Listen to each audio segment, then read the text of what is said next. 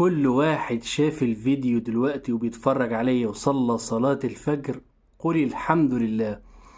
قال النبي صلى الله عليه وسلم: ركعتي الفجر خير من الدنيا وما فيها. قال النبي صلى الله عليه وسلم: بشر المشائين في الظلم بالنور التام يوم القيامة. قال النبي صلى الله عليه وسلم: من صلى الفجر في جماعة فهو في ذمة الله. قال النبي صلى الله عليه وسلم: من صلى الفجر في جماعة فكأنما قام الليل كله.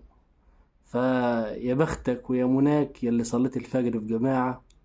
اوعى تضيع صلاة الفجر في جماعة. شوف الفضل قد ايه.